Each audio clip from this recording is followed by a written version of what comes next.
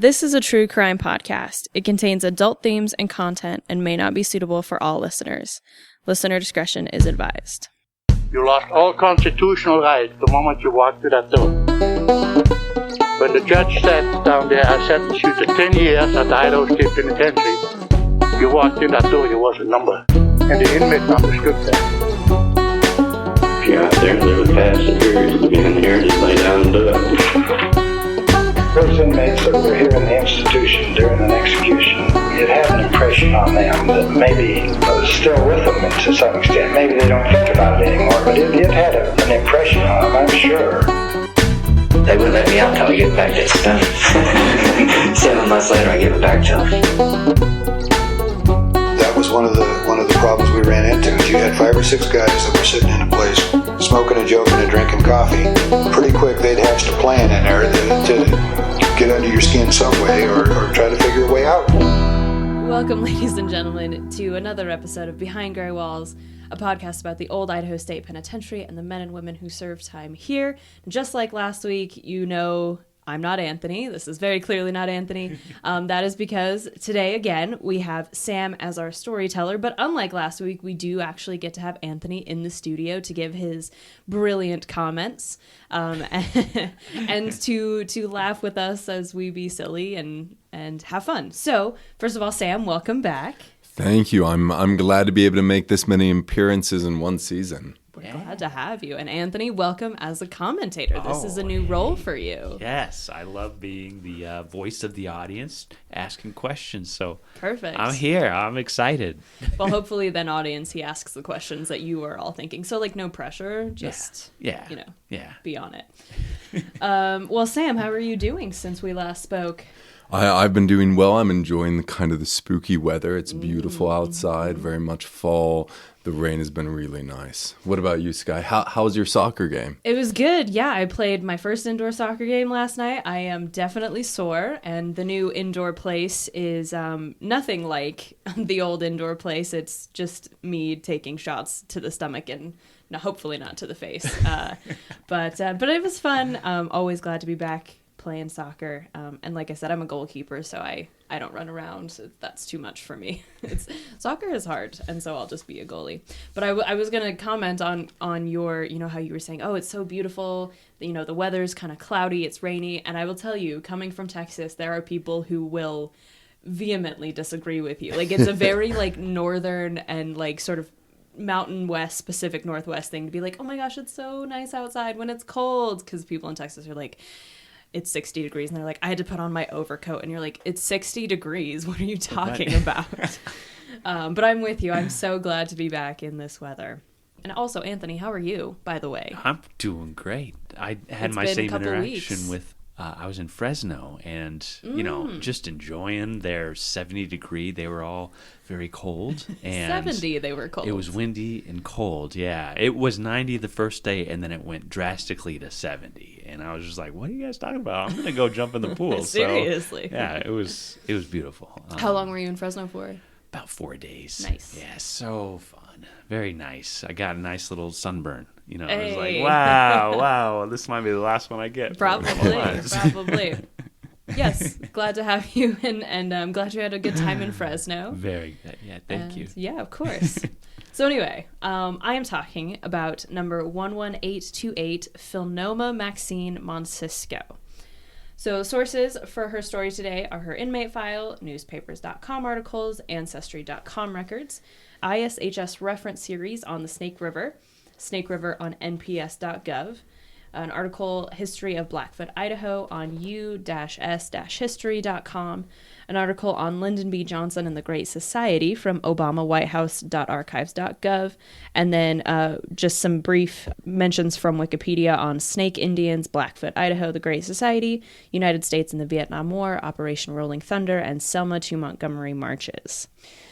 Philnoma Moncisco was born possibly Tilnoma. Maxine Punkin was her pumpkin with but replace the M with an N, Pumpkin. So she may have been born Philnoma. Records kind of have both of her names, so I'm not sure which is which. Philnoma Maxine Pumpkin on May 11th, 1941, on the Fort Hall Indian Reservation to James Pumpkin and Laura Appanay Pumpkin, and both of her parents were enrolled members of the Shoshone tribe. Now, interestingly, the tribal rolls on which James and Laura appeared listed their tribe as Snake Shoshone, which was a term I had never heard before. So the term snake was often used by American immigrants to refer to the tribes of the northern Paiute, Bannock, and Shoshone.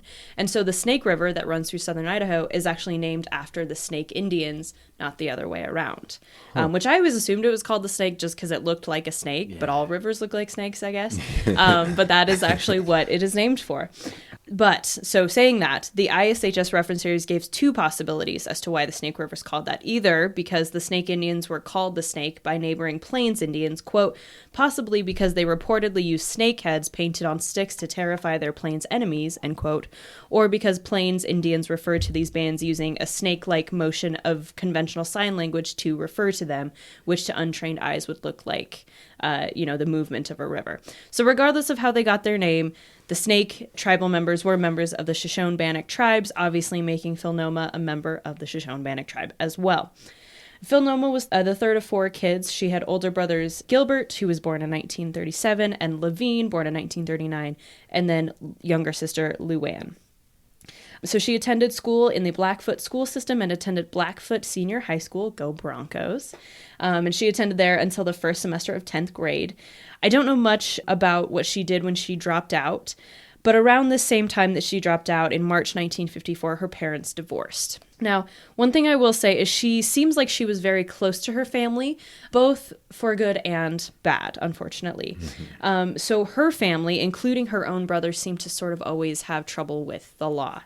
So in 1950, her paternal aunt Mandy was arrested for assault with a deadly weapon. In 1958, her brother Levine was arrested for drunkenness after getting involved in an accident with a supposedly stolen car. In 1961, her brother Gilbert was arrested for drunk driving and driving on a revoked license. And her brother Levine was fined $25 for petty larceny and $15 for drunkenness on that same night. And so another pattern that we see with all of these arrests and trouble with the law is the family had seemed to have difficulty with alcohol. And this is also going to be a constant in Philnoma's life, unfortunately. And so the next thing that we know of her is that in late 1959, when she was about 18, she married a man named Frank Moncisco. Frank was a Navajo man. He worked as a laborer in both the railroad and farming industries, and he was from Farmington, New Mexico. He had been married once already, and he already had 2 kids. And his ex-wife, Ivy, had filed for divorce on the grounds of non-support and drunkenness. So this is not someone who necessarily is going to be pulling her out of, previous familial patterns, unfortunately. From the Idaho State Journal on October 15th, 1961, reported that Maxine P. Pumpkin, often the name under which she appeared in the newspapers, and her 1-year-old son were both in a car accident, quote, when a car in which they were riding hit a telephone pole, end quote. This car had been driven by Elizabeth May Appanay Begay, who was a maternal aunt, and she was cited for driving while intoxicated. Interestingly, upon her intake into the penitentiary, Philnoma claimed that she did not have any children. And so I couldn't find any official records of her having children, nor does either of her obituary or Frank's obituary doesn't say that they were survived by children. And so I don't know why this report says there was a 1-year-old son involved, unless it was Elizabeth's 1-year-old son. But I think Elizabeth, if I remember right, and again, it's been a while since I've done this research, but I do think she was older. So I don't know where this son comes from. So about a month later, in November 1961, according to the Idaho State Journal, Philnoma was charged with petty larceny after allegedly stealing meat, gloves, and cheese from a Safeway. But I do think this charge was eventually dropped. But I those are meat and cheese, normal. You need a good sandwich. The gloves, I guess, is November, so I guess it's colds, right? That's just an odd combination of items. Then sadly, on June 28th, 1962, the Times News reported that Philnoma's mother, Laura Appanay, had died in a car accident. Now, according to this newspaper report, Laura had been run over by a pickup truck. Oh. Quote, the truck, allegedly carrying 4 other persons, has not been found. When officers were called, the woman was lying on the street, dazed and drunk. She told officers the door of the truck had come open and she had fallen out.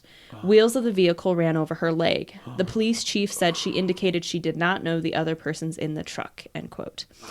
So she actually didn't die from being run over. She was rushed into surgery to try to fix her leg, and she unfortunately died during the surgery. Oh. And she was only 42 years old. Wow. So just tragic. So sad. That's a violent end. Yeah. And to still not say who you were in the truck with. Yeah, to say you didn't know them. And again, just a really unfortunate pattern of continual drunk. Like everything that happens is because someone was drunk, which is so unfortunate. Then a month later, on July 30th, 1962, again from the Times News, quote, police were holding a woman from Fort Worth, Texas in jail today as a result of a stabbing Saturday night.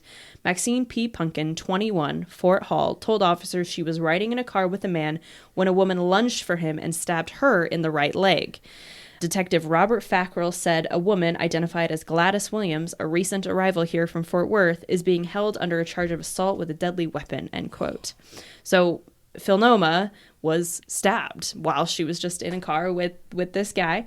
And according to the Idaho Daily Statesman, quote, the wound required surgery at Pocatello St. Anthony Hospital and was 6 inches long and 1 inch deep, end quote. I couldn't find any resolution to this incident, whether the woman was eventually charged with that. Of course, we know that Philnoma, healed up at some point, but, a month after her mother's death, she's now getting stabbed in the leg. Then in June 1963, Philnoma is arrested in Walla Walla, Washington for vagrancy. December 1963, arrested for drunkenness in Cheyenne, Wyoming, and I don't know why she was at either of these places. Then 1964, she's had kind of a rough life up to this point, but 1964 is just the cherry on top of it all. This is a rough year for Philnoma. First, on February 17th, she was in a car accident that sent both of her brothers, Levine and Gilbert, to the hospital. So from the Idaho State Journal, quote, 6 persons were involved in the one car accident at the intersection of the Simplot Gay Mine Road and Old Highland Road. The car apparently missed a turn and tumbled down an embankment into the Rossfort Creek, which at the present is dry. The driver of the car has not been determined, end quote. So she had been riding in the car with both her brothers and her husband Frank, as well as other passengers Earl Kilgore and Ace Appanay. And it was reported that Levine had to undergo surgery for abdominal injuries after this accident. So this is a pretty serious accident. This isn't just like, we kind of, road was icy or whatever and we slipped. It seems like it was pretty serious.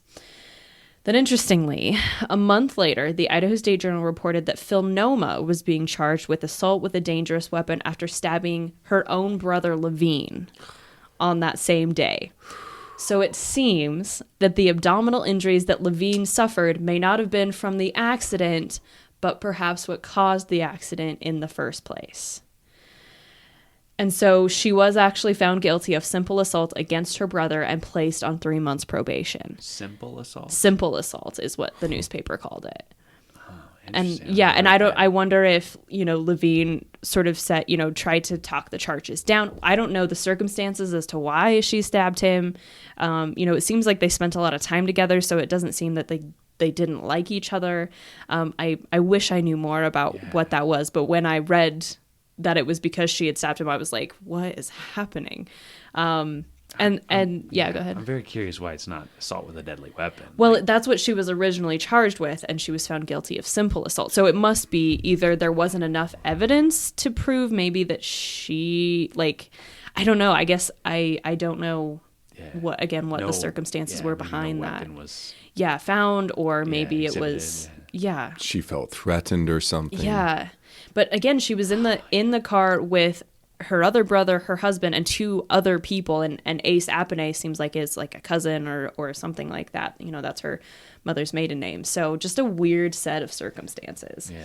So that was in February. Then September, an article in the South Idaho Press from Burley reported that Philnoma's husband Frank and his brother Tom had gotten into an argument with a man named Claude Johns in downtown Burley near the railroad tracks between Miller and Conant Avenue. The article doesn't say what the argument was about, but it ended in Frank being shot in the hand by Claude. After Claude shot Frank, both Frank and Tom, quote, beat him severely, end quote. And so to add insult to his own injury, Claude was charged with assault with a deadly weapon in December. He pleaded guilty to aggravated assault. Frank wasn't in the position to testify against Claude in his trial in December 1964 because on October 23rd, 1964, Frank was shot and killed on the Fort Hall Reservation by Philnoma's brother, Gilbert. Whoa. So it's her other brother. So she stabbed Levine. Then her brother Gilbert is the one who shoots and kills her husband. What a violent life. It's car crashes, stabbings, and shootings. Yeah, it seems like the conflict between the family members is escalating. It's totally escalating. And so according to the Idaho State Journal, Gilbert and Frank, quote, were involved in a dispute over a bottle of wine when the shooting occurred, end quote. But this is all the information we have to say about what happened. And so newspapers, both the Idaho Statesman and the Idaho State Journal, word this incident really oddly, saying that Frank was, quote, found shot to death Friday morning in the Ross Fork Creek of the Fort Hall Indian Reservation, end quote. And Frank had been shot in the head with a .22 caliber. So not sure if authorities were called right after the shooting happened or if the reason that the newspaper says he was found is because the shooting happened and then everyone left for the body to be discovered. I have a hard time believing the second option because it seems like the family was quite close and wouldn't have just left the body, even though it was a dispute. This is still your family member. But, like they had been around each other for quite a while and clearly spending time with the brothers and, if it really was just over a bottle of wine, it seems like maybe he didn't mean to shoot and kill him, maybe to scare him or hurt him a little bit. So it doesn't seem like they would have just left it. But Gilbert was a suspect from the moment that Frank's body was quote unquote found. So it seems it was probably more the first option. So Gilbert was immediately charged with first-degree murder, with U.S. Attorney Sylvan A. Jepson stating that Gilbert had killed Frank with, quote, premeditation and malicious aforethought, end quote. So Gilbert's case was rolled over into 1965 when in March, Gilbert pleaded guilty to a reduced charge of voluntary manslaughter. He was sentenced to 10 years, but oddly, quote, Judge Fred Taylor said Punkin would be eligible for parole at such a time as the parole board would review his case. Ordinarily, in such a case, 1/3 of a sentence must be served before parole is considered, end quote. So basically what that's saying is whenever the parole board feels like having him up, then he's welcome, to apply and be up for parole, which again, I think seems much more that it was an accident than it was premeditated murder, and that even the authorities seem to agree that that's the case. Now, do you remember the law about crimes committed by Native Americans on the reservation that I talked about in Estella Wilson's case, which was called the Major Crimes Law of 1885? So this comes into play here as well. If you don't remember, the basics are that any crime committed by an American Indian on reservation land is taken care of by the tribes themselves, except for 12 particularly egregious crimes, which are then prosecuted by the federal government. And one of these crimes that is allowed to be prosecuted by the government is actually manslaughter. So because Gilbert was found guilty of manslaughter by the federal government, he was sent to the closest federal penitentiary, which was McNeil Island in Washington state. I'm not sure how long he was there for, but he was arrested on a different charge in Idaho in 1971, so he wasn't there any longer than 6 years. So then, to add insult to injury, in Philnoma's life, only one day after her brother Gilbert pleaded guilty to shooting and killing her husband, Idaho State Journal reported that Philnoma's father, James Punkin, had been found dead in his cell in the Bingham County Jail. Oh, and so, I know, 64 and 65, just like a rough year. Bad year. Yeah, and so what follows here is a brief discussion of suicide. So please take care of yourself when listening and skip ahead about a minute or so if you need to. So at 1:30 a.m. on March 10th, James had been arrested near Blackfoot for sodomy and was being held in the Bingham County Jail. One prisoner stated that James had been alive at 9 a.m. However, at 10:45 a.m., James was found hanging in his cell from a length of blanket tied to the top of his cell, and he was 55 years old at the time of his death. So it is clear that Philnoma was surrounded by tragedy in her family in the span of not even a full year. also was around a lot of people who were involved in crime and problems with alcohol. And this just, I don't think, gives her much of a chance not to become a criminal of some kind in the future. So about a month before Gilbert was sentenced for killing her husband, in February 1965, Philnoma was arrested for, quote, strong arm robbery, end quote. But this actually seems like an inaccurate description for what actually happened. So according to her own account, Philnoma and a friend, Mildred Burns, were out drinking at a local tavern in Blackfoot, and they met a man named Ray Walker, who began buying them whiskey, and it's probably safe to presume that the three of them probably got quite drunk. And perhaps taking advantage of the state that Ray was in, one of them lifted Ray's wallet from his pocket and then left the tavern at around 11 p.m. He very quickly realized that his wallet was missing, and he reported the theft to the police. Within 5 minutes, the police apprehended Philnoma and Mildred, and they were charged with robbery. So again, it doesn't, strong-armed robbery feels a bit much. Little dramatic. It's a little dramatic. But I imagine that the family doesn't have a great relationship with authorities, and so this could be a way of the authorities really trying to, lock up this family. But on March 8th, 1965, only 2 days before her father's death and 3 days before her brother was sentenced for killing her husband, she went to court for the robbery and was placed on probation. And the stipulation was that the first 60 days of her probation were to be spent in the Bingham County Jail. So I'm going to pause here for a second and do what I always do and talk about, where this crime happened. So this crime happened in Blackfoot. We've talked about Blackfoot quite a bit, and I talked about it especially in episode 23 with Phyllis May Mink, but it has been a while, so here's a brief rundown of Blackfoot. So the city, it's about 20 miles north of Pocatello in southeastern Idaho. It was named Blackfoot by fur traders of the Hudson Bay Company, named after Blackfoot natives they had met in 1818 because their moccasins were blackened after fires had blackened the area in 1812, which is actually, it's the legend, or because they themselves dyed or painted the soles black. Most Blackfoot tribal members are currently from the Blackfoot Indian Reservation in Montana, as well as in Saskatchewan, Alberta, and British Columbia, Canada. The first white settlers in the Blackfoot area was in 1866, and they started farming and ranching. Then the Utah Northern Railroad expanded into the Blackfoot area, which of course helped the area grow. On January 13th, 1885, Blackfoot was named the county seat of the newly formed Bingham County. Originally, the county seat was supposed to be Eagle Rock, which we now know as Idaho Falls, but the night before the legislation was supposed to be signed, men from Blackfoot bribed a clerk to erase Eagle Rock and write in Blackfoot, which is hilarious. Interestingly, the origin of this accusation arose several years after the event by a Blackfoot newspaper editor, so it could be, a legend, but it's hilarious. Yeah. And then also in 1885, the Idaho legislature set aside $20,000 in bonds to establish the territory's first what they called insane asylum in Blackfoot, which we now know as the State Hospital South, and that is still there. Then in 1889, the U.S. Land Office was established in Blackfoot, and in the first 3 months, and the Land Office was to promote homesteading in the area, again, to really, really grow the area. So in the first 3 months that it was opened, about 300 homesteads were processed. On May 7th, 1907, the Land Office became a registration office when the Fort Hall Reservation opened to white settlement. And unfortunately, several thousand homesteaders rushed to Blackfoot to stake a claim on native lands, dispossessing Shoshone-Bannock natives even more than they already were. Bingham County is the largest potato-growing county in the state, which I didn't know, but I am not surprised by. So Blackfoot is known, apparently, as the potato capital of the world, which we love. And it is also home to the Idaho Potato Museum, which is actually hosted in the site of the old Oregon Shortline Railroad Depot. So if you're in Blackfoot and you want to know more about Idaho and its famous potatoes, go check that out. And it's in the old Railroad Depot, which is, old depots are always so cool. We should have them as a guest sometime. We should. We should go. We should take a trip to Blackfoot as a podcast and reporting live from the Idaho Potato Museum, from the potato capital of the world. Amazing.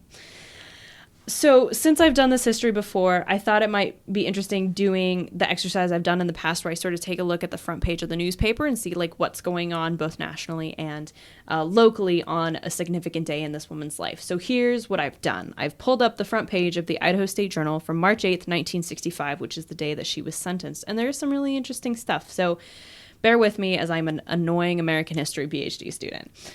So the biggest headline on the front page is, quote, Johnson asks ban on guns by mail, end quote, which is, a fascinating headline given a lot of the news, in the last year, in the last month.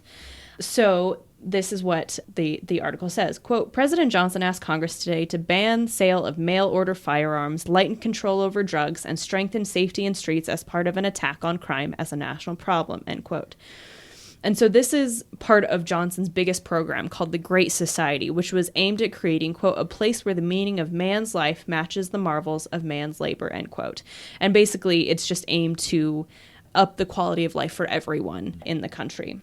The Great Society was a domestic social program that cast a huge net aimed at, quote, aid to education, attack on disease, Medicare, urban renewal, beautification, conservation, development of depressed regions, a wide-scale fight against poverty, prevention of crime and delinquency, and removal of obstacles to the right to vote, end quote, which sounds excellent. And unfortunately, things we're still wrestling with, 60 years later.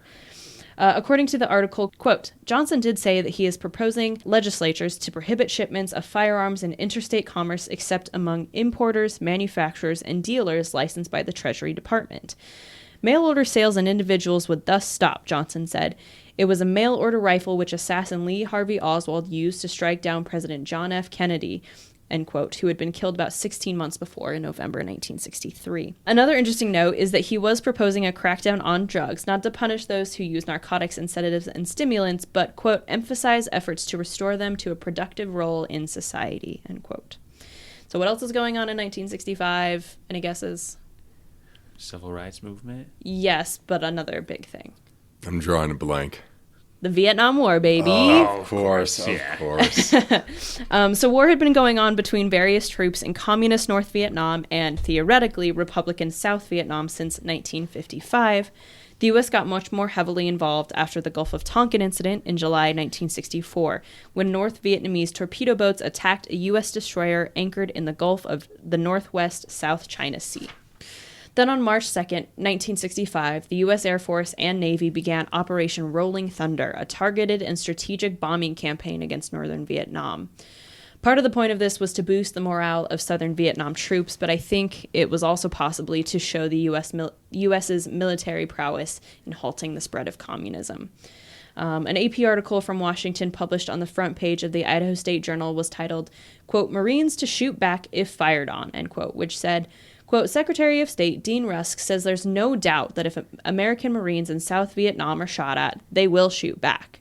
Rusk said that the 3,500 Marines are at Da Nang by request of the South Vietnamese government.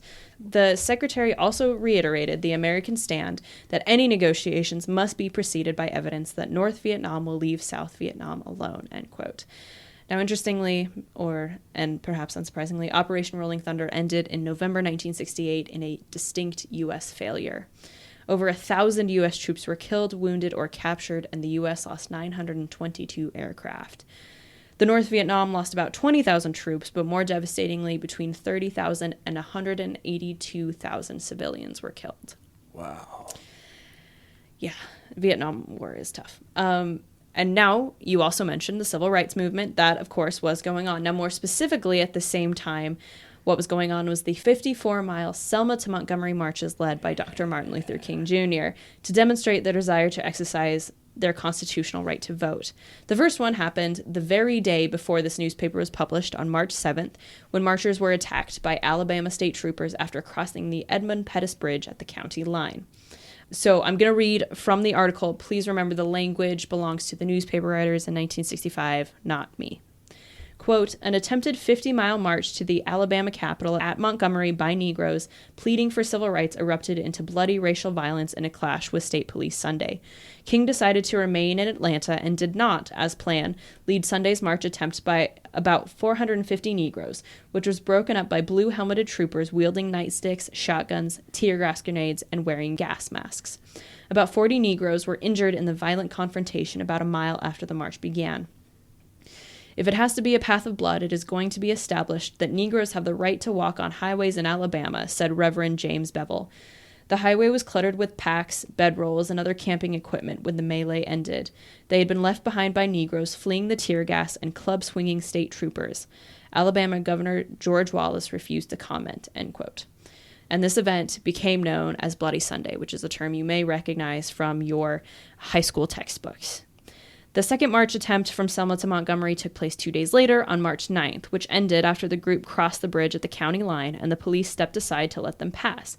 But as King had not received a promise of protection from police from either the Alabama government or the federal government, he turned the marchers back to prevent another bloody confrontation. Then finally, after getting a promise for protection from President Johnson, the third march began on March 21st and ended in Montgomery on March 25th, when 25,000 people gathered in front of the Montgomery State Capitol in support of voting rights.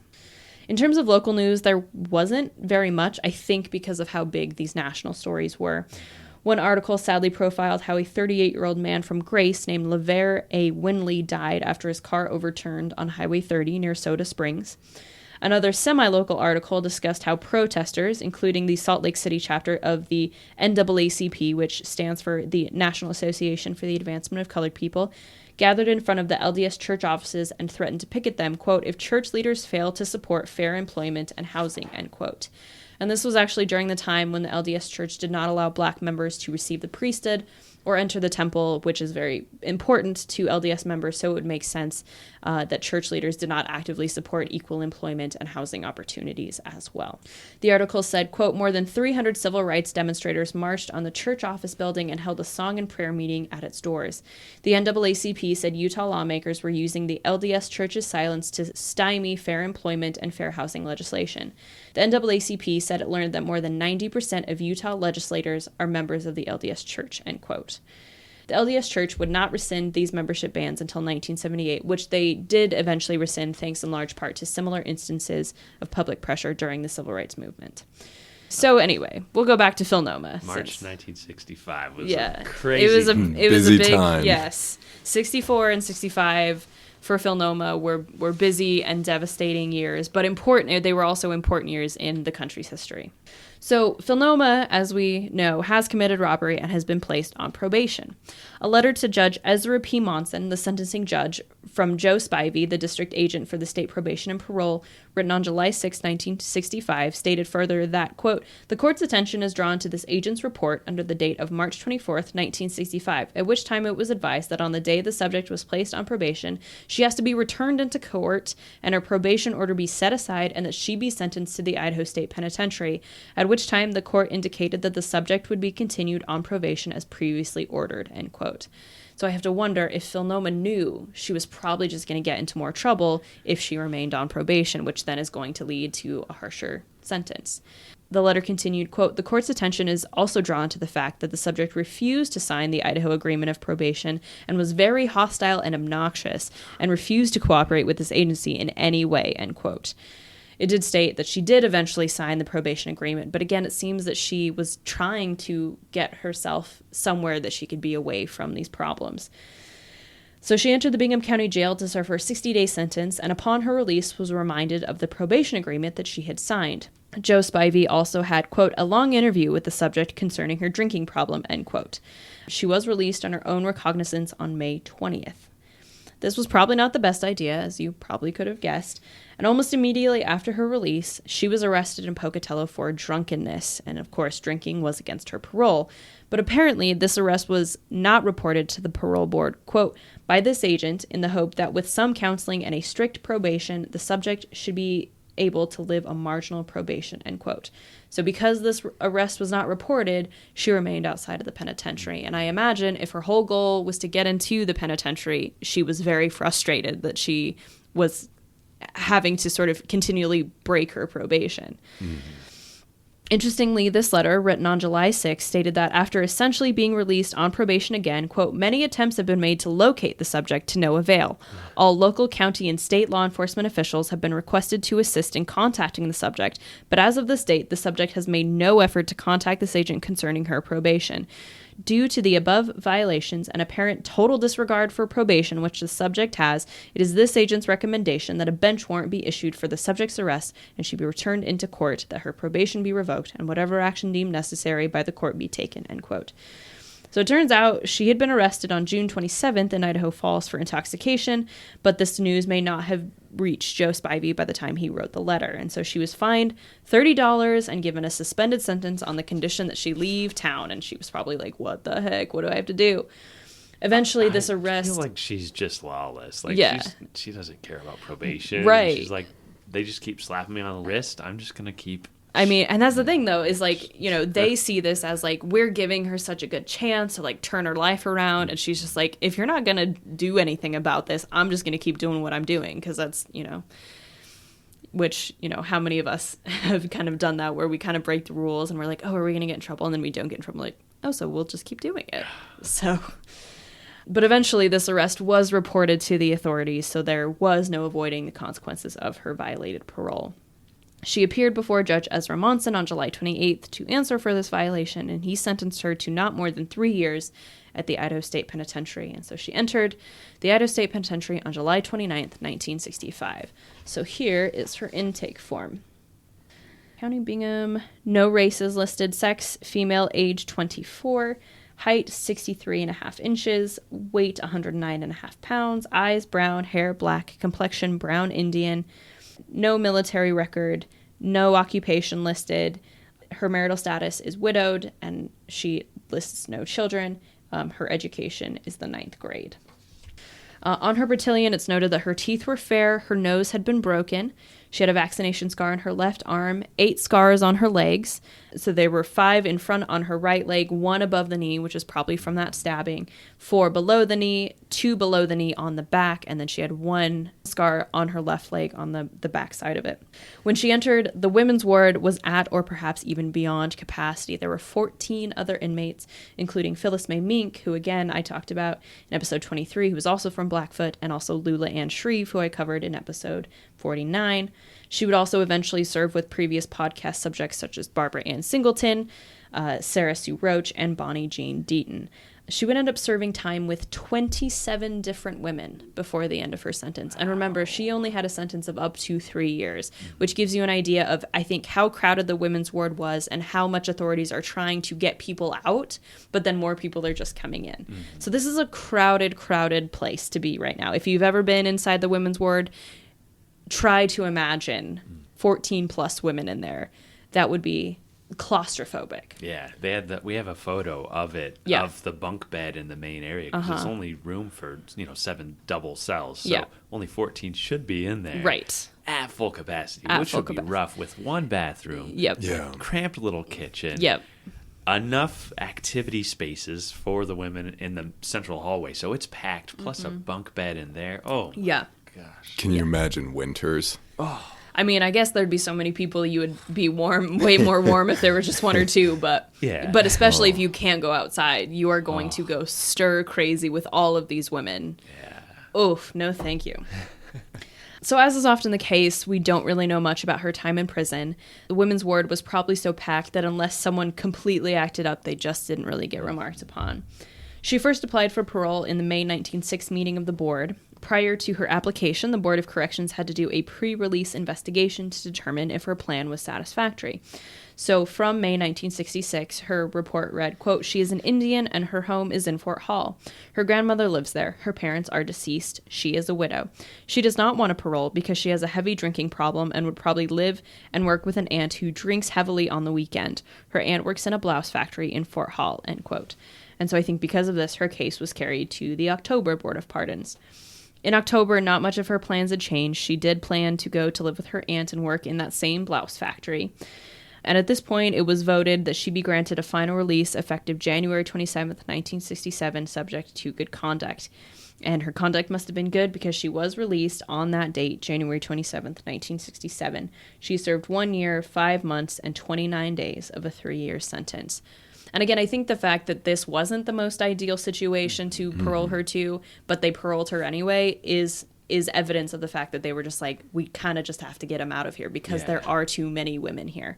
And actually, the women's ward would actually close in about a year anyway.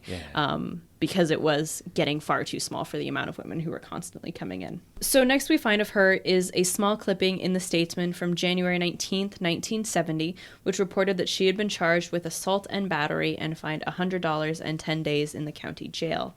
It listed Ontario, Oregon as the town she lived in. I'm not sure if she'd actually moved there, if she was just visiting, but that's all the details we have of that. About a year and a half later, a clipping in the South Idaho Press from Burley on October 25th, 1971, stated she had been granted a marriage license with a man named James Carl Jones, not to be confused with James Earl Jones, which is crazy. And he, this is around the time of Star Wars, so James Earl Jones is like a big deal. I think much like her previous husband, he was not the best person to have around her. He had been charged with assault about a year prior to their marriage. In March 1972, he was arrested for driving while under the influence and chemical test refusal, which I'm assuming just means he refused to get a blood alcohol because he knew he was drunk. He was arrested several more times in the 70s for driving while intoxicated. At some point, I think they divorced, as far as I could tell in terms of like what I could find on her records, but I don't know when or the details of it. And then the next thing I find of her is her death. She died on April 18th, 1984, quote, after a sudden illness, end quote. She was just 42 years old at the time of her death. So all of this happened in just 42 years. Like, she really lived what seems like 3 or 4 lifetimes in 42 years. Her obituary read, quote, she was preceded in death by her parents and 3 brothers, Gilbert, Levine, and Luann Punkin, end quote. But we know this is incorrect information. Her youngest sibling was a sister. Luann was a girl. Luanna had died in 1976, Gilbert died in 1979, and Levine died in 1982. And she is buried at the Ross Fork Cemetery in Fort Hall. And so that is our number 11828, Philnoma Maxine Moncisco. Wow. Okay. What a hard life. Yeah. Drastic 42 years. Yeah. I can kind of understand going off the hinges around 65 when her father dies, her husband is killed.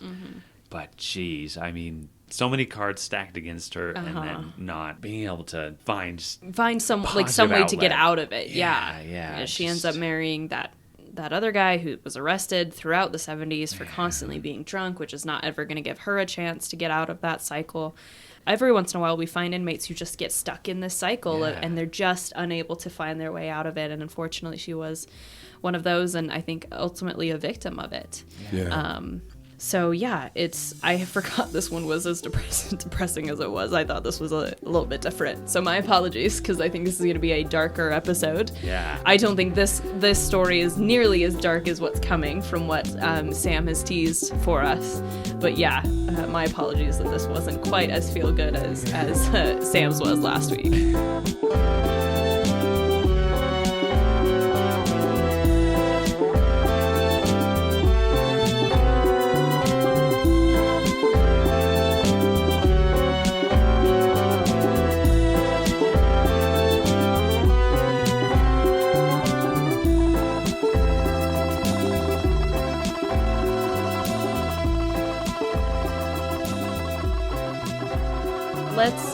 Let's hear what you've got for us, Sam. So today I'm going to be talking about David Norwood. My sources include newspapers.com, Ancestry, his prison file, of course, FamilySearch.com, and most helpful of all was his court transcript. As we've already kind of mentioned, this is definitely going to be a viewer discretion advised story. If you just want to have a cozy November afternoon or day, just please skip this one. This one's going to be pretty dark. This one might ruin your day. Maybe just skip this whole episode, to be honest. Which you're halfway through at this point, but... I feel like most listeners' ears just perked up, and they're like, ooh. Ooh, I actually want to be spooked on a cozy November day. Just to let you know, it's not too late to turn back now. From this whole podcast. Now I'm going to start with a quote. This is a quote from the page of the State versus Norwood trial in 1897. Question: you found blood? Answer: yes, sir. Question: sure it was blood? Answer: yes, sir. Question: what kind of blood? Answer: human blood. Question: sure of that? Answer: Yes, sir. Sorry, that's not an appropriate thing to laugh at, but it just is the idea of, like, what kind of blood? What do you mean, what kind of blood? I'm here for murder. This is not like pig's blood. I don't know. That is an interesting line of questioning for sure. I'm excited to see where this is going. Oh, the court transcript spent way too much time about the blood, just to let you know. I just imagine it's just like, what kind of blood? Human blood. So it wasn't pig's blood. No. It wasn't cow's blood. No. It wasn't, sheep blood. No. Oh, it's human blood. I don't know what to tell you. Sky, you just described about 3 or 4 pages of the court transcript. 4 pages of that? They just had to go creature by creature. Lizard blood. No, I don't even know where lizards live. Now, most of David Norwood's early years are a bit of a mystery, but there has been substantial research and family history done on his father, Richard Norwood, who was a very prominent settler of Utah. While it's unclear of how much of his childhood his father was around for, I felt that to be able to understand David, we first needed to learn a little bit more about Richard. Richard Smith Norwood was born in Greenville, Tennessee in 1811. He would be raised in the South, eventually moving to Alabama, where he would establish a very successful farm. His first marriage was to Martha Russell in June of 1834.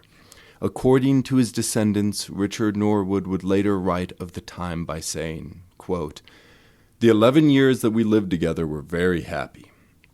However, in 1845, everything would change when Richard met A.O. Smoot. Smoot was a missionary of the Church of Jesus Christ of Latter-day Saints. Richard would quickly convert, and on April 8th, he would be baptized by Smoot. Martha, however, would be a little more reluctant. There seems to be indication that despite a devout Protestant upbringing, Martha was willing to convert to this new religion. Apparently, Richard did not feel her conversion was happening quickly enough because he would leave her and all of their children. How many children were there? She was pregnant with their 6th child when he decided to discard his first family. Oh, that's so harsh. Yeah, kind of rough. Huh. Wow. By March 12th, 1846, Robert Norwood would move to Nauvoo, Illinois to be with other individuals of his faith. But due to increasing tension and violence between the government and the Mormons, the group would move west. Richard would migrate with other LDS pioneers, arriving in Salt Lake Valley on October 6, 1847. During the next 51 years of his life, he would rise to a prominent status within the Utah Territory. Among other things, he would be one of the founding settlers of the city of Morgan, Utah, which rests between Ogden and Salt Lake. Richard was a personal friend to Brigham Young, the prophet of the Mormons. He would also work in various leadership roles inside the church. And because of this, Richard would have great power and influence in the community. On October 13th, 1848, at the age of 37, he would be married again to Elizabeth Bailey Stevenson, who was 12 years his junior. Within 2 years of that second marriage, his first wife, Martha, would try and win him back. Martha had struggled since Robert's sudden departure, and after the death of their daughter, Bethany, she would plead for reconciliation. She offered to join him in Utah as a member of the Mormon faith. Richard, however, was, quote, dubious about her sincerity because he suspected she mostly wanted to be reunited so he could help support their children. Yeah, because you're their father. Of course she wants support. Also, this is at a time when polygamy is quite acceptable. So, I mean, maybe you get into this, like, wondering, does he get involved in that? Also, that seems like a really, easy way to be like, yeah, okay, sure, fine, come be my second wife. Yeah, Sky, you're absolutely right. Well, Richard would turn down Martha. He did, in fact, have some other plans. On January 3rd, 1858, Richard, at the age of 46, would marry 22-year-old Caroline Chloe Norton. Wow. Richard would go on to marry again, and again, and again.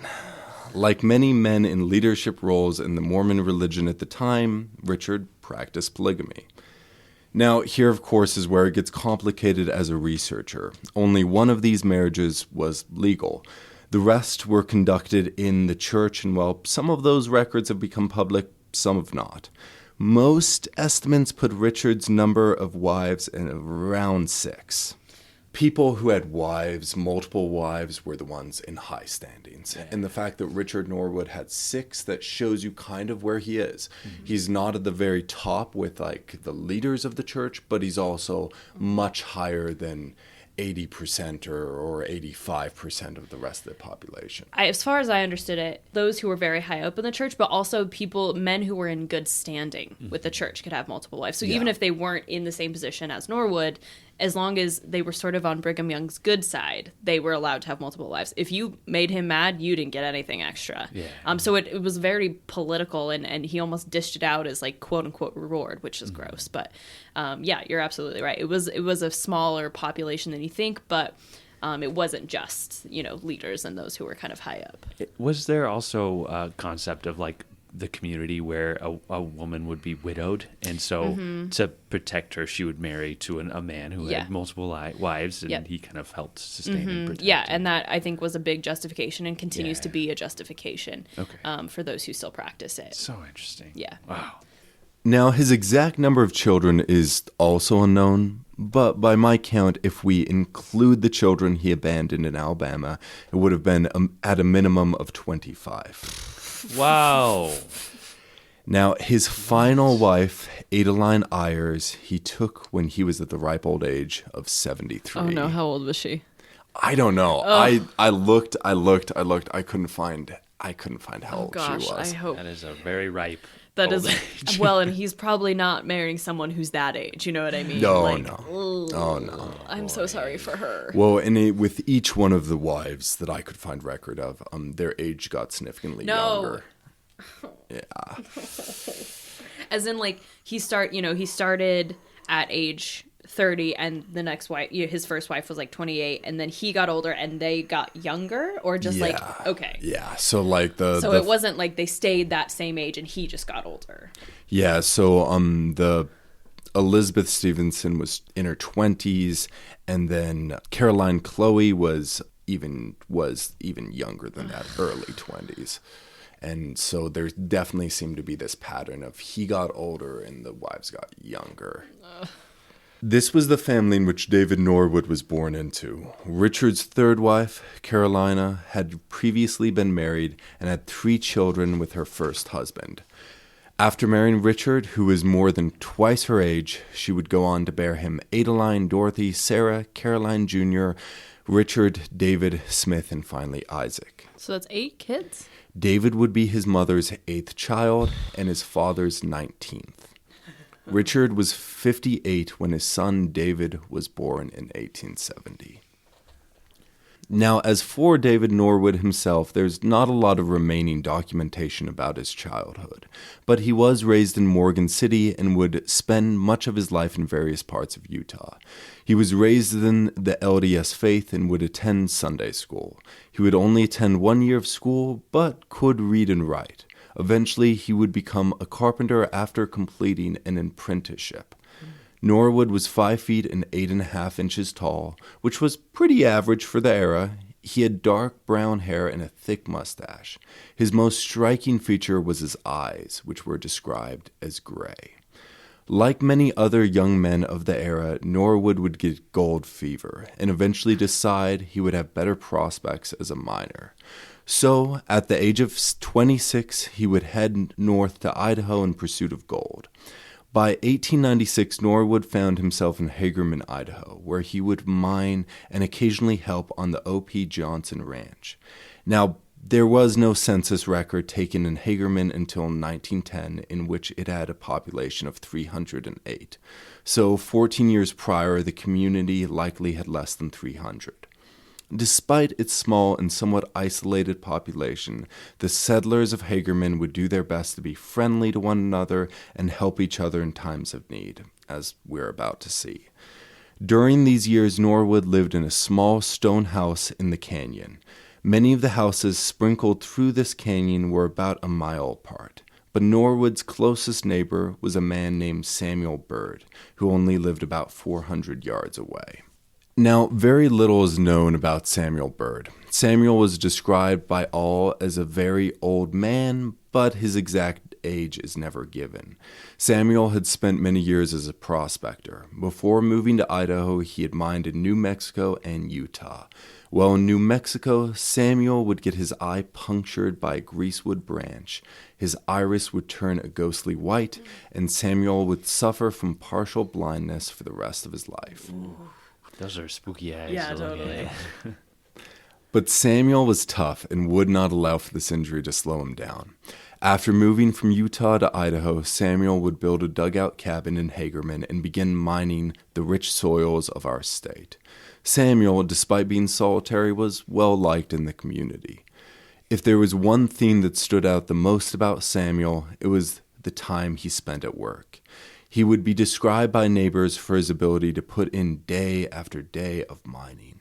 On freezing winter mornings or burning summer days, unless it was pouring rain, good old Sammy would be out digging away, and his preservation paid off. While he seldom found anything bigger than a small nugget, he would often walk to town to trade in large bags of gold dust and flakes for cash.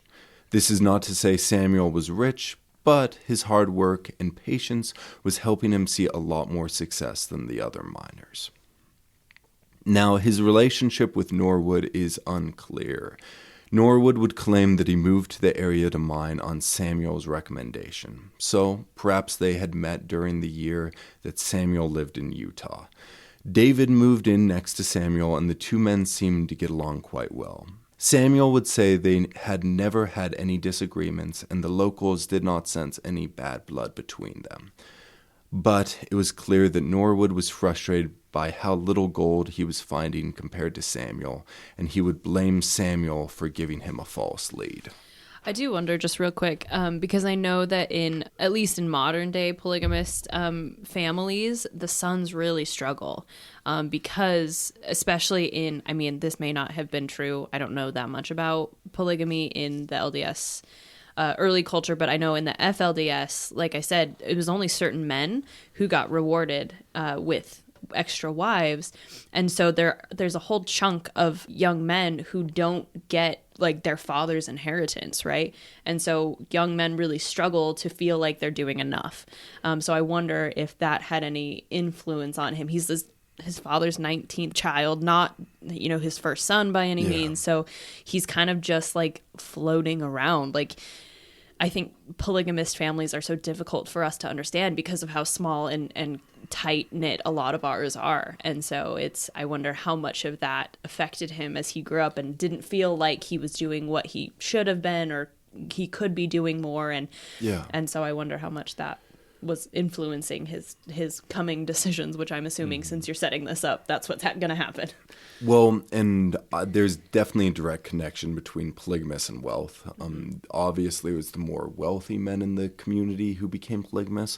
So I have to wonder if that was influencing David too, if he had access to no wives or no wife because of the fact that he wasn't that wealthy, and his father's wealth is probably being spread around, and he probably wanted to make it big. And so he's hoping this is the easiest way to get money and get wealthy so that I can return to Utah and, Now, what occurred between Norwood and Samuel on April 6, 1897 will never truly be known.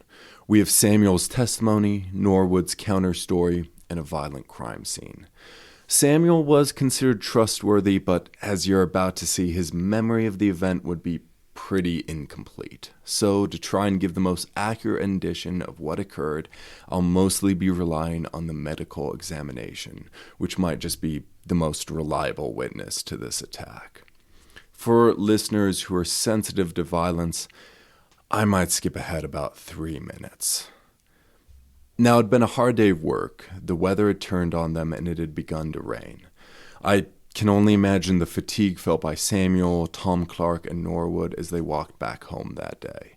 They probably just wanted to get home and get off their sore feet. Samuel and Norwood bid farewell to Clark, who lived further up the road, and the two of them walked the rest of the way back home. Samuel would walk up to his dugout and begin to unlatch his door, which was held in place with a nail and string. This is when a mining pick would slam down across the back of his head.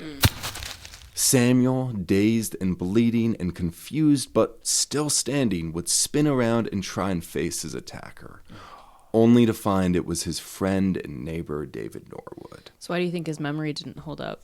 We'll get there. Norwood would bring the pick down again across the top of Samuel's head.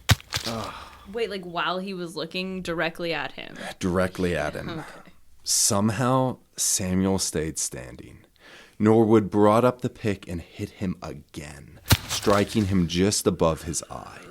Samuel still stood. This time, Norwood, using just the handle of the pick, would swing it like a baseball bat, and it would collide against Samuel's jaw. This would be the blow that would finally drop him. Now, as the bloody and mangled Samuel lay at Norwood's feet, Norwood would strike the man 2 more times. This is where the story becomes a bit fuzzy. Samuel was pretty close to unconsciousness. Norwood would deny hitting him at all while he was on the ground. Because of this, we do not know if these final blows were delivered with the pick handle or just by kicking the injured elderly man. But based on the medical examination and then later the autopsy, we know Samuel would first receive a blow to his back, doing severe blunt force trauma to the tissue next to his spine. Then the last and most devastating blow would be against his side, breaking 2 ribs so grievously that it caused the left side of his body to concave dramatically. Wow. Oh my God. You were not joking. This is gruesome. Samuel, who must have been in tremendous pain, faded in and out of consciousness. But he did remember watching Norwood ransack his cabin looking for valuables. Once Norwood seemed to be satisfied, he walked back out to discover Samuel was still alive. We don't know if Norwood picked the pickaxe back up to finish the job, but what we do know is Samuel began to beg for his life. Samuel begged and begged. Despite all the pain he was currently in, he still did not want to die. Norwood considered, then leaned down and offered to make a deal with the old man. Norwood would let him live for however long his injured body would be able to function if in return Samuel agreed to never tell a soul. Samuel promised. Norwood instructed him to tell anyone who asked that he'd hurt himself after falling while mining. Norwood then left and went off to get help.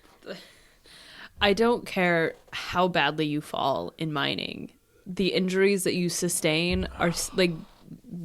I doubt there is a soul who has been around miners who would believe that. Yeah. Those injuries are insane. The type of injuries and the locations, especially. Yeah. Poor Samuel, jeez. Now, Clark is the first to arrive, followed by Edwin Thomas, their other neighbor from further down the canyon. Clark, as I've already mentioned, was a miner. Thomas, on the other hand, was a cowboy who lived on a small ranch with his elderly mother. The men were not sure of what to do. Hagerman was very small, far too small to have a doctor of its own. They could try and send for help, but that would take time. So Thomas and Clark did what they could to wash off the blood and dress Samuel's wounds. He had 3 large lacerations across his head and above his eye, but the real damage was to his jaw and ribs. Since those wounds were not bleeding and did not need to be bandaged, they could do little to provide any first aid to those areas. After some discussion, they decided the best course of action was to bring Samuel to Thomas's mother, Jane. Jane had no medical training, but the men still felt like she would know what to do. Besides, if they left him there, he would die. Since Samuel was unable to walk, the 2 men carried him to the wagon, where they would cart him the rest of the way to the ranch. Throughout this entire process of cleaning the wounds and carrying Samuel to the wagon, Norwood mostly just stood in the doorway, watching. Norwood had gone and got help, explaining the rehearsed version of events, but after returning back to the scene of the crime, he began to act strangely. It seemed that the help he was willing to offer was spent, and he watched impassively as the men tried to care for the injured old man. Clark and Thomas took Samuel down the road about 1.5 miles to his mother's ranch. in a detail that can only be described as heartbreaking. Thomas would later explain to the court that during that trip to his home, he would hold Samuel's hand as they went. Now, I have no idea what Jane Thomas must have thought when her son and Clark wheeled a very injured man to their home, but she immediately stepped in to help. Jane was strong, hard-working woman, and after years of working on an Idaho ranch, she knew the urgency of caring for injuries. She was moving on in years. She'd lost her husband along with most of her hearing, but her son and her managed to get by. Unlike her son, who had spent some time with Samuel, the man was almost a complete stranger to her. But she had no hesitation in taking him into her home, where she would care for him for the rest of his life. Neighbors and eventually the constable, after hearing of what happened, would go on to examine Samuel's dugout. What they found was grisly. Samuel Briggs, who was one of the men recruited by the constable to help with the investigation, would later say this in his testimony about the crime scene. After we went down below 8 or 10 feet, maybe not quite so far, and back around there, we found, I guess there must have been as much as a gallon of clotted blood. 3 or 4 inches of ashes covered over it. Blood was everywhere, splattered on the walls and all over the ground, but in a strange attempt to hide it, Norwood had gotten ash out of the hearth and tried to cover the worst of it. But there was just far too much blood to hide. They went out to where Norwood claimed Samuel had fallen, but there they found no blood at all. Between the looted cabin, the blood being in all the wrong places, and of course the injuries themselves, nothing in Norwood's version of events seemed to be adding up. Norwood and Samuel told the same story of him falling on wet rocks while mining, but despite this, there is still enough evidence for an arrest. Constable Snodgrass would arrest David Norwood and bring him to the Shoshone jail. It turns out a short-stay in jail would be enough to inspire Norwood to change his story. Without being asked or even prompted, Norwood would confess to hurting Samuel, but that he'd attack the old man in self-defense. Norwood claimed that he confronted Samuel about the old man's misinformation. Samuel had not only lied to him about the mining prospects of Hagerman, but Samuel had also been spreading gossip about him. Angered by this accusation, Samuel grabbed his rifle and said, "You son of a bitch, I'll shoot you." Norwood would grab a rock and smack him over the head, causing Samuel to fall and roll down the hill where he would sustain his injuries. After helping the old man back home, cleaning off all of his blood and tenderly bandaging his wounds, Norwood would heroically volunteer to head out and look for help. However, Norwood's description of the event would differ drastically to Clark and Thomas, who washed off the blood and dressed Samuel's wounds. Norwood might have known his story was not going to hold up in court because on April 24th, with the assistance of another inmate, he managed to escape. Norwood and the other escapee pried a bar loose, then while using the bar as a lever against the door and a wire in the padlock, they would leverage the door open. Once outside, the two men would split off into 2 different directions. Norwood would spend the next couple of weeks jumping from train to train until he was safely back in Utah. Meanwhile, back on the ranch, the Thomases arranged to have medical personnel notified, knowing that until then, they would just have to wait and hope for the best. It took an entire month until they finally got a visit from Dr. H.F. Butner. Unfortunately for Samuel, Dr. Butner was not a physician, but rather a dentist. The doctor, however, was able to take a look at his jaw, which was still horribly mangled.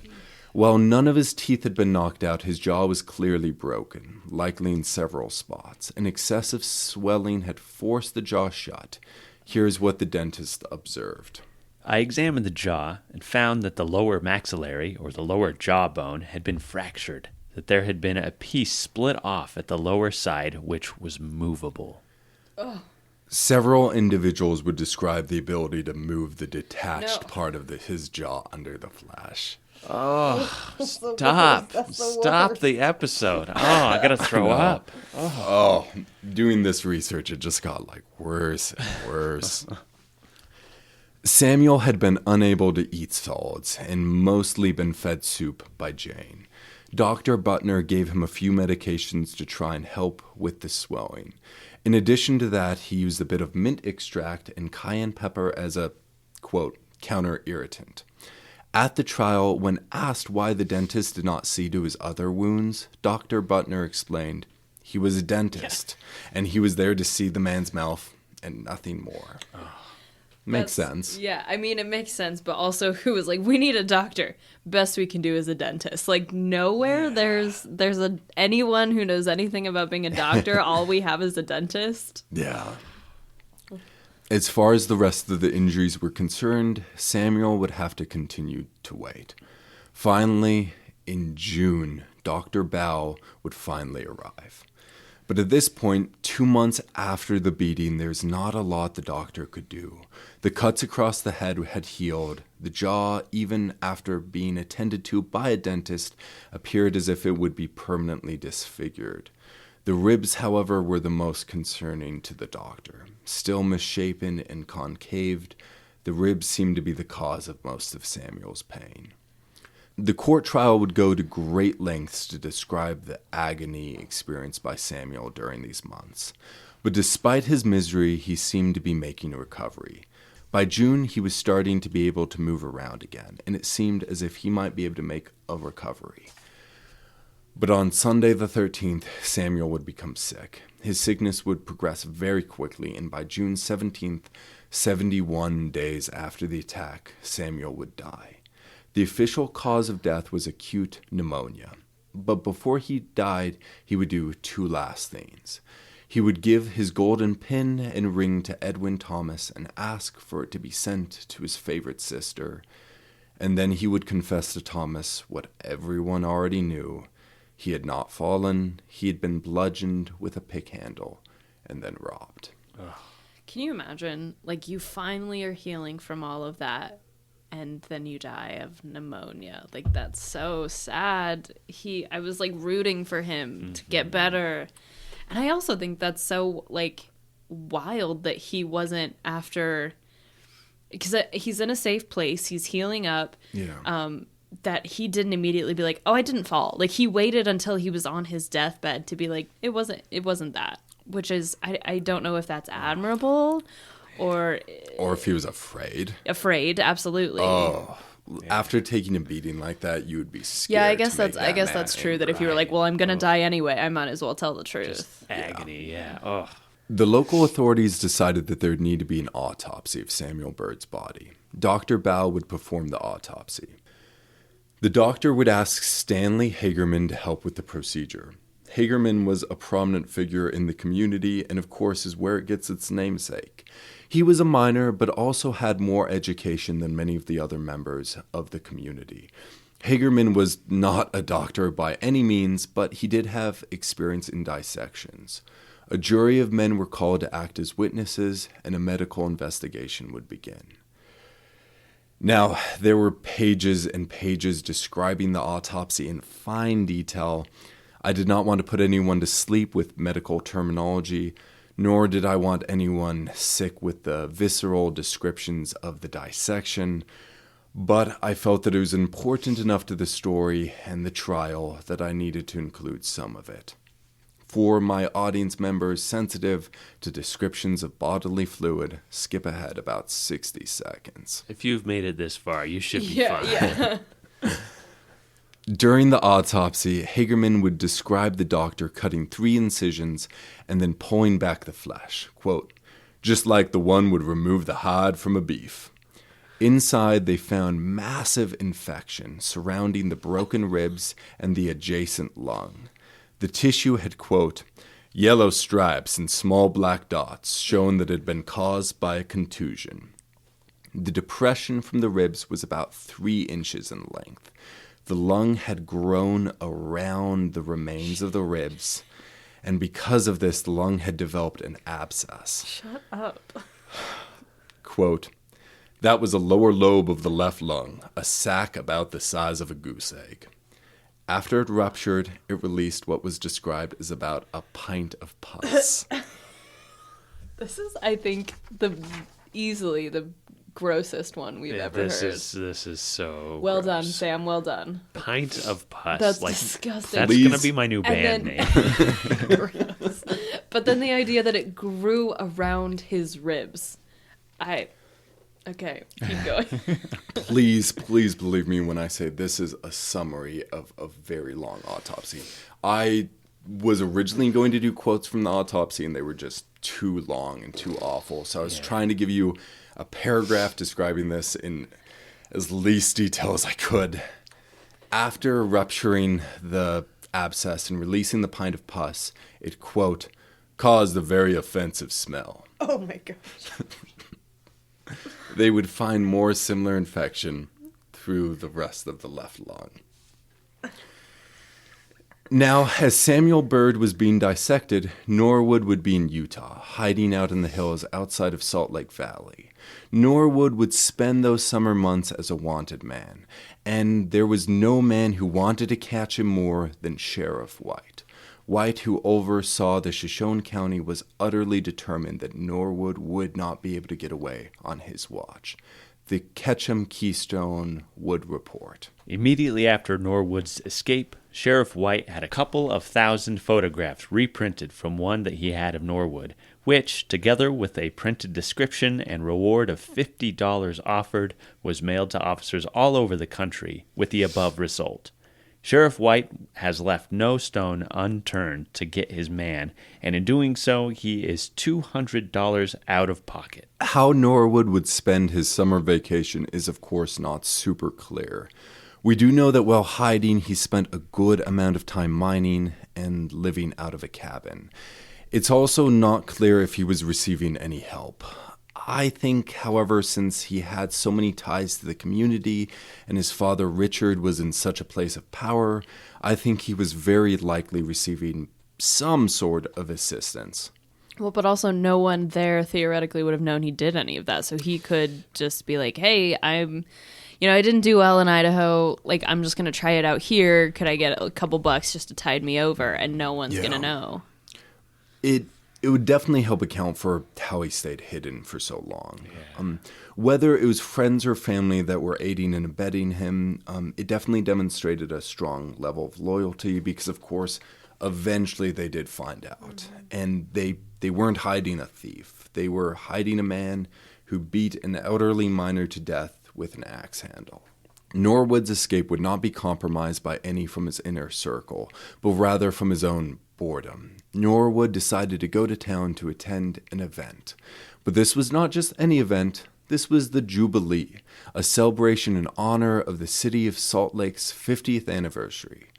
Many in the West are familiar with the summer tradition of Pioneer Day. Jubilee was essentially a precursor to this modern celebration, a festivity gathering in order to celebrate pioneer history. But this was not just any Jubilee. This was the 50th anniversary celebration.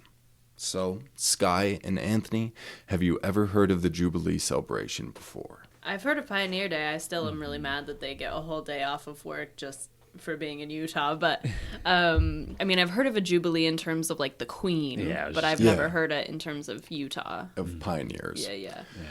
Well, it turns out it was a pretty big deal. Using newspapers.com, how many search results do you think I found for articles about Jubilee in just the year of 1897, just in the state of Utah? I don't think how much a lot is. There's a lot, but is right. What do you guess? 3,000. I was going to say 5,000. I found 3,748 articles. I cheated again. Cheater! I cheated again. I'm sorry. I don't. This is just off the top of my head. 3,748. I would guess, maybe around 3,700. Now, Sky and Anthony, how much money do you think the city spent on the event? Are you going to cheat again? 100,000. You cheater. 100,000 is all? This is what the Montpelier Examiner had to say. Utah's Pioneer Jubilee. Utah's Great Jubilee commemorative of the arrival of the pioneers in the valley of the Great Salt Lake on July 24th, 1847, will take place in the city founded by them, Salt Lake, on July 20th through 25th.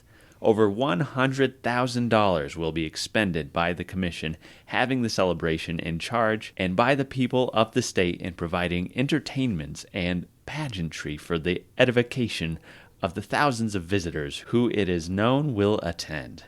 There will be 5 grand street parades, 3 grand concerts in the famous Tabernacle, band and vocal contests in which the best musicians and singers in the country will participate, athletic games of every description, balloon ascensions daily, the grandest fireworks display ever witnessed in the West.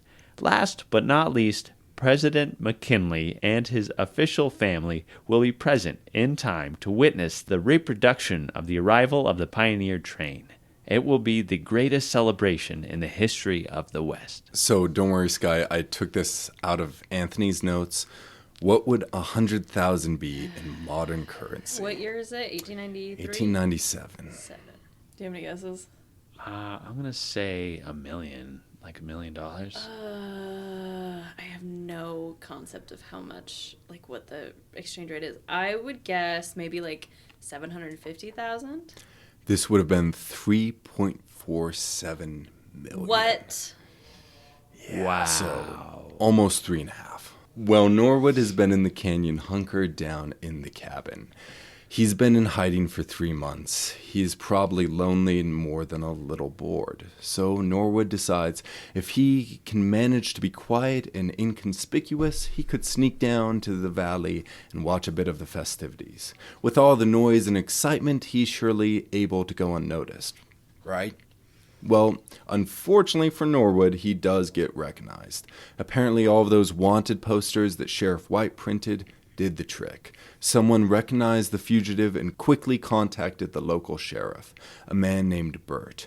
Sheriff Burt and his men apprehended Norwood in his cabin, and Sheriff White traveled to Utah to escort him back.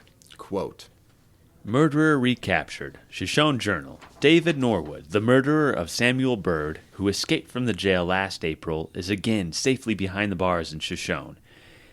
He was captured in a miner's cabin 30 miles from Salt Lake last Sunday by the sheriff of that place, and Sheriff White now wears a satisfied smile.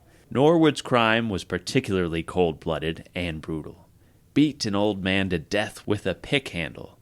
It is to be hoped that he will be condemned to stand on nothing and look up at a rope. Perhaps this time White kept a better eye on Norwood, because he would not be able to slip under the sheriff's radar. During September 1897, Norwood would stand trial for his crimes. Now, I was able to access the first 173 pages of the trial transcript, which was incredibly helpful to putting together the details of this case. However, those court transcripts were in bad shape. Much of it was greatly damaged with missing pages, as well as a completely absent conclusion. In addition to this, the transcript itself was missing key details such as first names and dates. But here's what I was able to decipher. 17 men were called as jurors. 5 of them were dismissed, several of whom were acting as witnesses in the case. Mr. Roger was called upon as the prosecutor on the state's behalf, and Mr. Walter would act on behalf of David Norwood as the defense. In many early trials, the defense team was rarely given an appropriate amount of time to prepare, causing the lawyers to have to improvise much of their case. While it's unknown if that was the situation in this trial, it is obvious the defense struggled at any attempt to prove Norwood's innocence. From the very beginning, the trial seemed to have an overwhelming amount of evidence weighing on the side of conviction. The defense was forced to double down on rather weak arguments to plead their case. For example, the defense would argue fervently that the gallon of clotted blood found at Samuel's dugout was never actually proven to be the blood of a human. For all they know, it could have been a slaughtered animal or even possibly paint. This theory was shot down by all witnesses who denied any possibility of it being paint. So, I mean, but all the things they don't have in the transcript, at least they have the questioning of what animal's blood it was. That's important. Pages and pages of the witnesses trying to explain that there weren't any animals to be slaughtered in that area. That's why it's lizard blood. It was most definitely blood. After an excessive amount of time was spent concerning the legitimacy of Samuel's blood, the defense would argue the cause of Samuel's death was unrelated to the beating, going through a various range of alternative causes of death, including old age, pre-existing conditions, or an unrelated illness. My personal favorite is when the defense accused the dentist, Dr. Butner, of accidentally killing him with the administration of improper medicine. Well, early medicine was a dangerous game. The fact that Dr. Butner had practiced dentistry for over 20 years, both in Europe and America, and had administered the medication to Samuel almost 2 months before he died, it seems unlikely that he was the murderer. The most important thing, however, on the defense's agenda was blocking all testimony about Samuel's dying confession. Multiple people heard this confession and were eager to tell the identity of the man who Samuel claimed had attacked him. However, the defense successfully blocked all of this testimony on grounds of hearsay. Over and over again, testimony of Samuel's dying words were blocked, until finally the judge permitted Edwin Thomas, who spent the very most time with the dying man, permission to recount what Samuel had told him. In the pages of the transcript I have access to, Norwood does not make an appearance on the stand. But many individuals quote the variety of stories Norwood told explaining what happened. His first explanation was the injuries were caused in a fall. Then his second version, Samuel threatened him with a gun. Then, of course, the last retelling was that Samuel had shot at him with a gun. But none of these stories fell in line with any facts or evidence. Norwood in jail would attack Samuel Bird's reputation, telling Sheriff White that Samuel was a, quote, bad man, and that he had had trouble with others. Norwood went on to tell the sheriff, one man's word was as good as another, and that there was two of them there, and that his word was just as good as Bird's. In the end, with all of the changing narratives, Norwood proved to the jury that his word was in fact not as good as Samuel's. Between his changing story and Samuel's accusations, it was enough for Norwood to be found guilty of murder. However, Norwood would not see the noose. There was probably a few contributing factors behind this. One, Norwood did have the opportunity to finish the job, to kill Samuel, but he didn't. Second, he did go for help. Third, Samuel would not die immediately, but rather months after the attack. These all likely factored into why Norwood wouldn't be sentenced to first degree.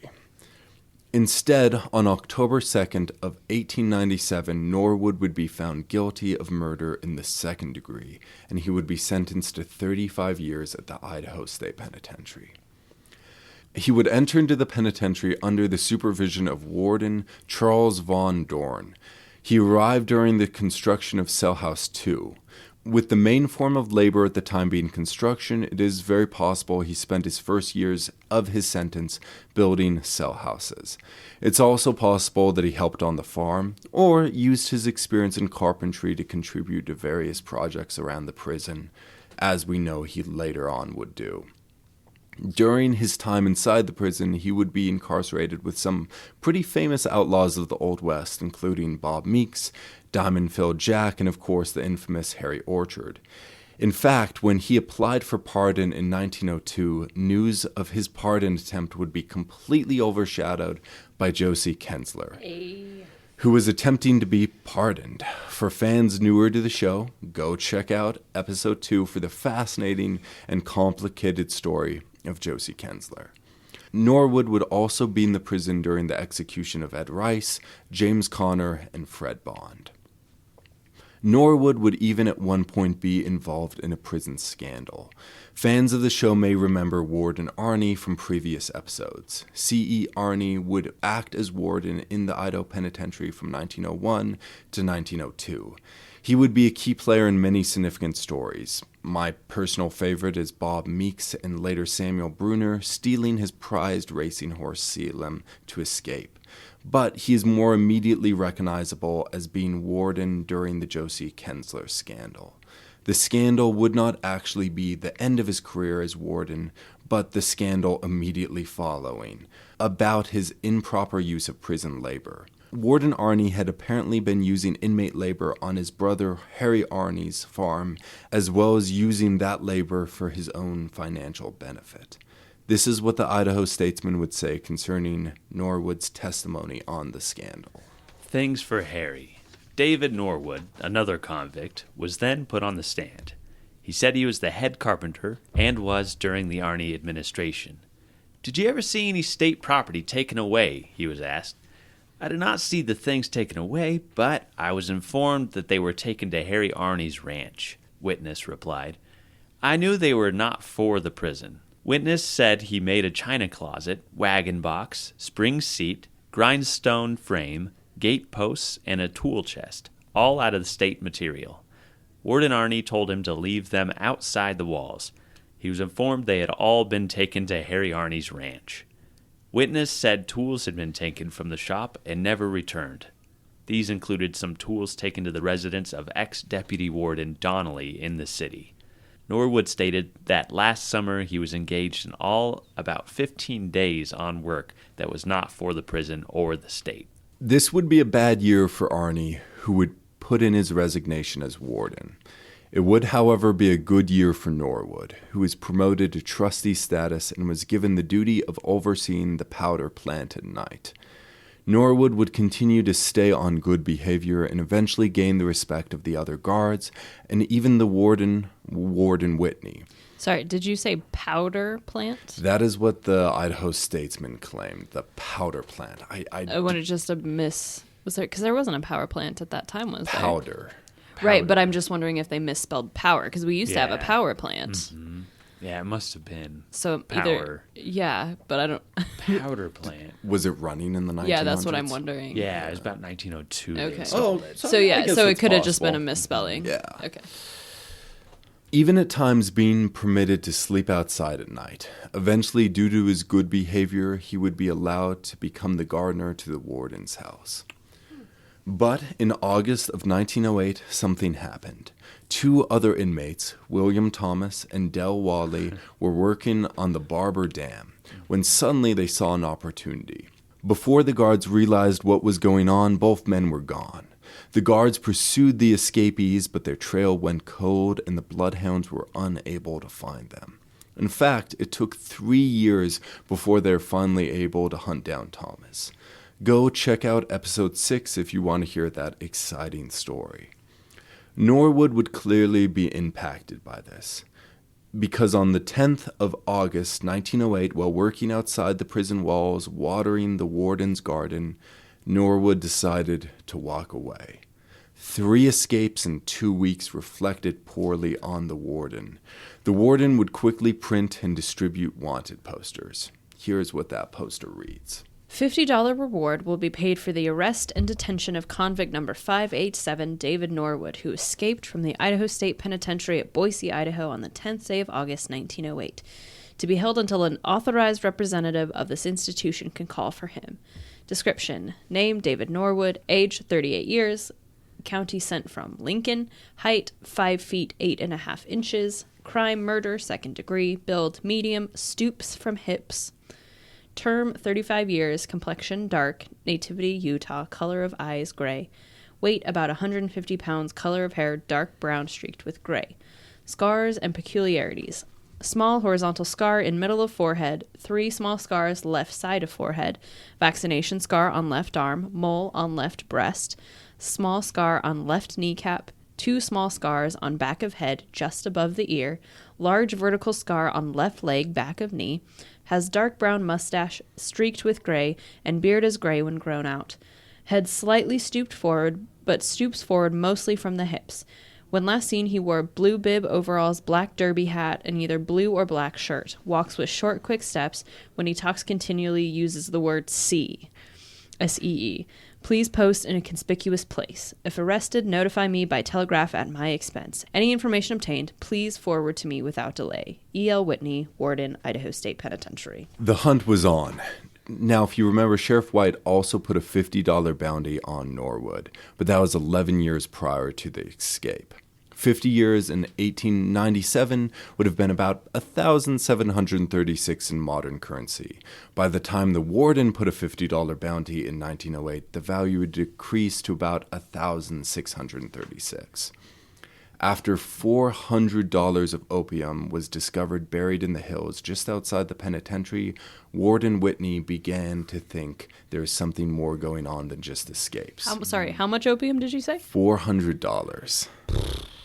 That's a lot. That's a lot. This is what the Idaho Statesman had to report about it.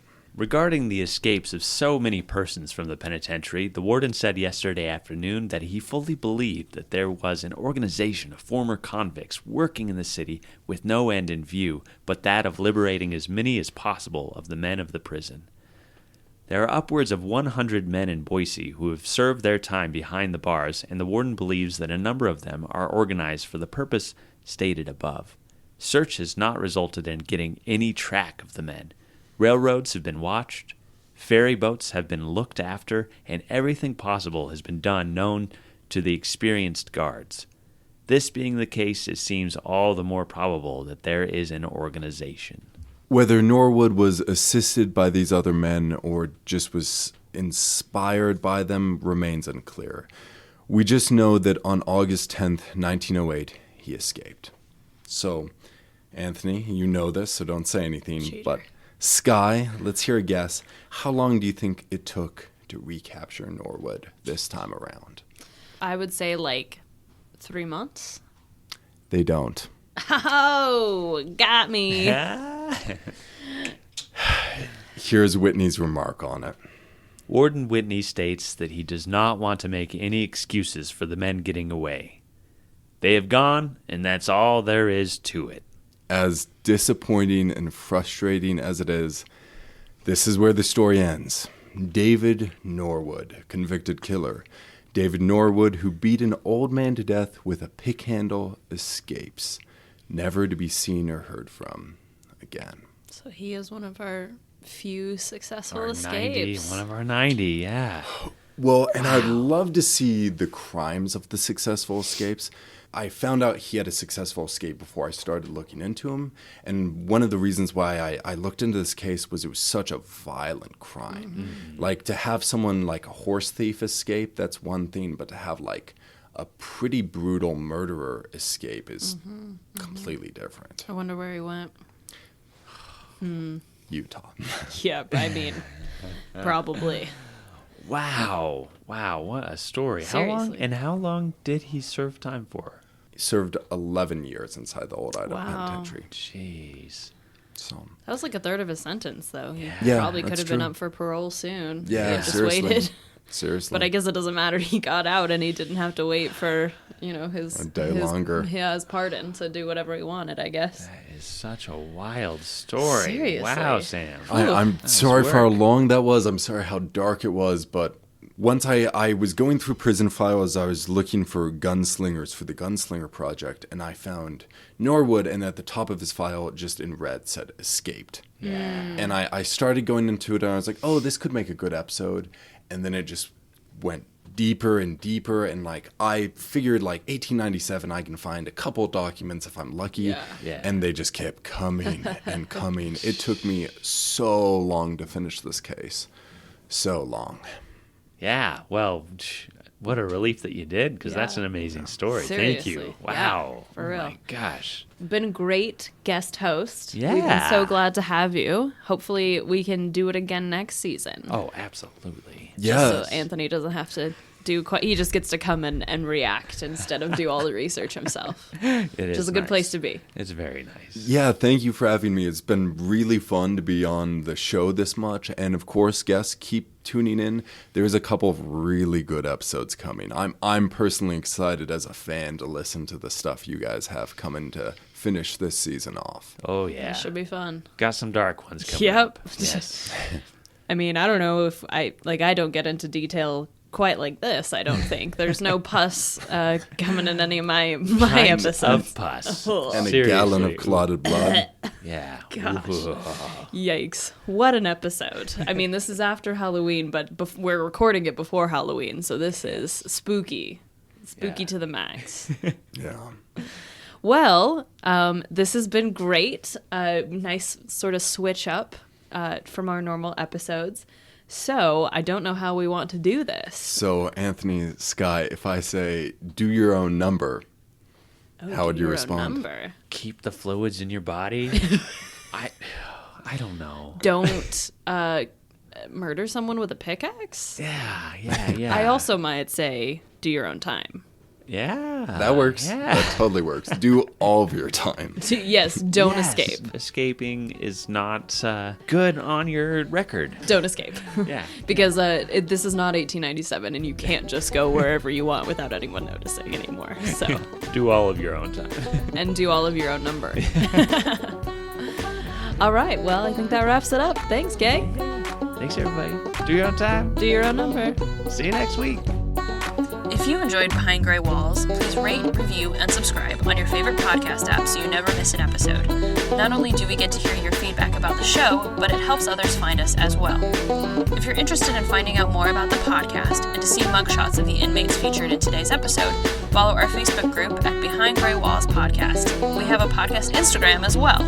You can find us on Instagram at Behind Gray Walls Pod.